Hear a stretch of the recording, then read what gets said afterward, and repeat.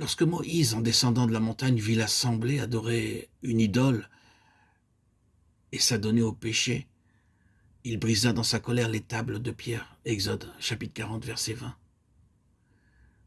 Une seconde fois, Dieu appela Moïse sur la montagne.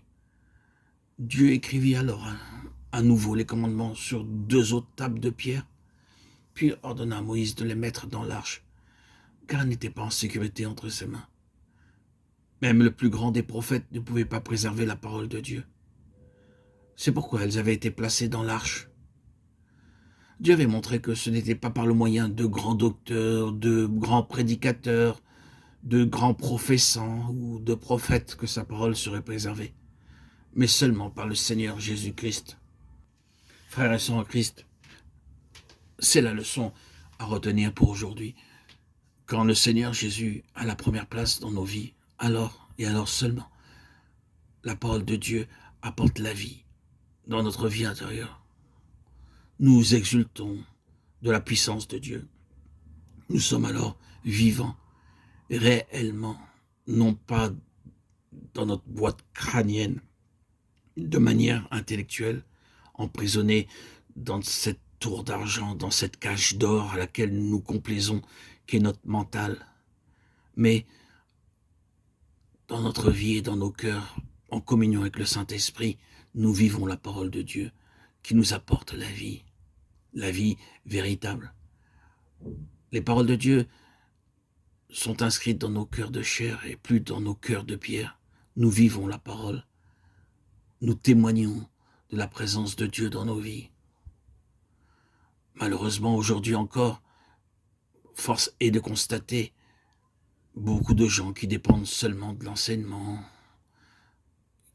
Ils aiment assister à de nombreuses rencontres, nombreuses réunions, assemblées, vont de prédication en prédication, de dimanche en dimanche, de fête en fête.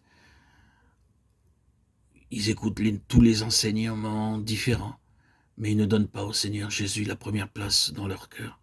C'est un échec. C'est le danger de tout chrétien, de tout enfant de Dieu, qui est, par ce stratagème du diable, qui nous permet de nous complaire dans notre intellectualisme, de nous faire trébucher, tomber, chuter, être pris dans ses mailles, et par là même ne pas vivre l'enseignement de Christ dans nos cœurs. Nous pouvons entendre beaucoup de sermons et être dans une vie de défaite, vivre une vie de déception, d'échec. Le remède consiste à apprendre que notre vie est cachée avec Christ en Dieu. Colossiens 3:3. Laissons notre Seigneur, notre Roi, notre Dieu, notre Sauveur, Jésus prendre le contrôle de nos vies. Et ainsi, caché en lui, il y aura dans nos cœurs et dans nos vies une vie abondante, triomphante. Parce que notre moi charnel, notre vieil homme, aura été éteint pour laisser la place à ce vivant Dieu qui ne demande qu'à s'établir en nous. Lorsque les tables de pierre furent entre les mains de Moïse, elles furent jetées, brisées, placées dans l'arche, elles furent préservées. Nous avons à apprendre le secret d'être cachés dans le Seigneur Jésus sans aucun doute. Dieu utilise des docteurs pour nous aider, mais le Seigneur Jésus doit avoir la première place dans notre cœur, notre foyer, notre quotidien, afin qu'il obtienne toute la gloire et tout l'honneur. Nous devons rester à l'arrière-plan de sorte que ceux qui nous voient, nous parlent, puissent glorifier le Seigneur. Et ceci devrait être toujours notre but. Lorsque nous prions, nous avons à apprendre comment l'exalter, le louer, l'adorer. Et ceci doit être l'objet de notre temps d'adoration, que le Seigneur puisse être magnifié, adoré. Alors il y aura véritablement croissance dans notre vie. Quand vous mendiez, demandez constamment dans la prière, il n'y a pas de croissance. Glorifiez Christ et il y aura de l'accroissement. Êtes-vous caché dans le Seigneur Jésus partout où vous allez? Est-il magnifié par votre conversation, vos habits, votre manière de vivre? Sa présence est-elle marquée dans votre respiration, dans votre état d'être? Parfois Dieu utilise des expériences douloureuses pour amener dans cet endroit caché. Il commence par briser nos amitiés. Il peut éloigner du foyer les parents, le mari ou la femme, les enfants que vous aimez beaucoup. il peut défaire les plans que vous avez échafaudés. Les tables de pierre dans les mains de Moïse furent brisées. Et pourtant, à ce moment-là, elles étaient très précieuses pour lui. À partir de ce jour, l'indépendance de Moïse fut brisée. C'est pourquoi il devint si doux. Il se souvint toujours du jour où, dans sa colère, il jeta ses pierres, et cet incident fit de lui un homme véritablement humble. Frères et sœurs en Christ bien-aimés, mes chers amis, auditeurs, auditrices, c'est ainsi que Dieu nous brise.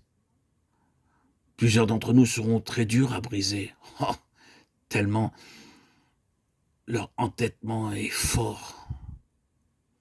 C'est du roc qu'il faut tailler, briser, affiner, tellement ils sont durs et difficiles à rompre.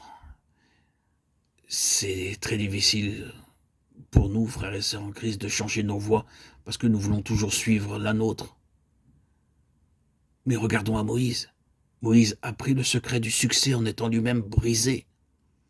Dans la vie de chaque croyant, il y a des occasions et des événements qui peuvent être très humiliants. Et l'on s'étonne après de cette conduite de telle ou telle manière. Mais par cela, Dieu nous brise, nous humilie et nous rend doux comme Moïse. Regardons à notre Seigneur Christ Jésus qui s'est humilié, brisé.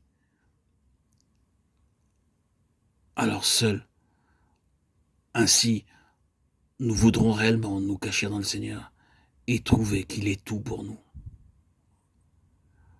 Dès lors, nous dépendrons non pas des autres ni de nous-mêmes, mais de lui seul. Paul a pris cette leçon dans le désert et Dieu cherche à nous l'enseigner à nous aussi. Puisse Dieu nous aider à connaître plus pleinement le sens de ces choses qui furent cachées dans l'arche.